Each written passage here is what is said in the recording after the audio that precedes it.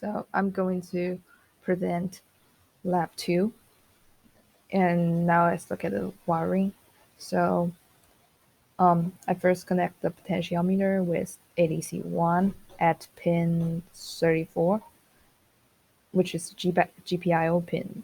And for the analog input, it's A2, so it's connected here. And for the push button, I connected to GPIO pin 21. It's this push button. The other push button is not in use, it's from last lab. And for LED, I'm using the red LED only. I'm connecting it to GPIO pin 14. So that's all about the wiring.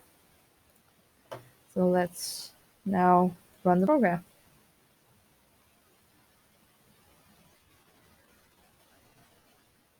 I'm just gonna input the random year and month.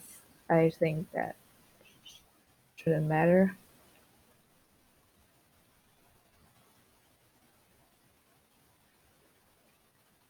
Seconds.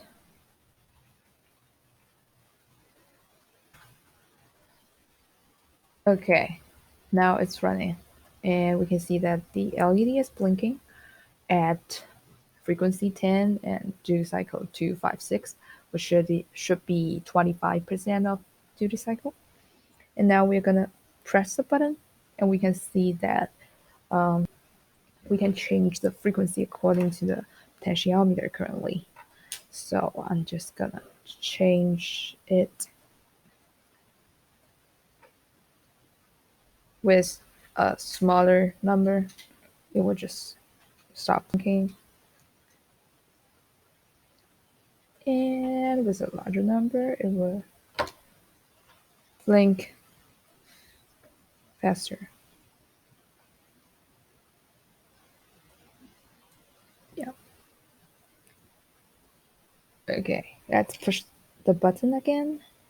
We're able to change the duty cycle by using the potentiometer. So with 511, it's approximately 50% of the duty cycle. And when I get it to 0, it was it's 0% duty cycle, which completely turned it off. Okay, so push the button again. You can change the frequency. Oh, I should change the duty cycle back to some larger number. Yeah, it looks fine now. So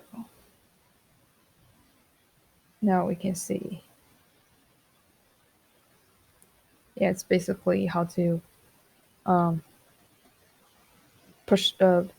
use push button to switch from duty cycle and frequency, and use potentiometer to change the value so that we can see it blinks faster or not, and it changes the duty cycle. So it would be it would turn on and off according to the duty cycle. And for the code, the first function is switching ADC, which is choosing from frequency and duty cycle according to this variable. And this variable is determined by push button values. So if we press the push button, and it would change it to frequency mode. And then if we press it again, it will change to duty mode. And then if we press it again, it will change back to frequency mode. So it's basically what the lab manual wants us to do. And for the rest part, it's just the real-time clock as the first step set in the manual and the ADC. which is connected to the potentiometer. And these are just the, oh, sorry, there's a typo. ADC configuration. And here's the first timer, hardware timer, and the following is the second timer. So for the first timer, you can see that every 30 seconds it would like update the daytime, the year, and stuff like that. So for the second timer, it's would switch ADC,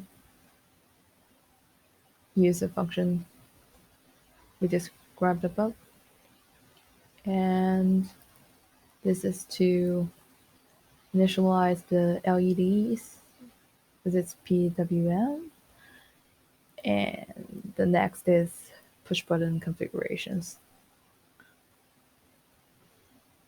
And that's it.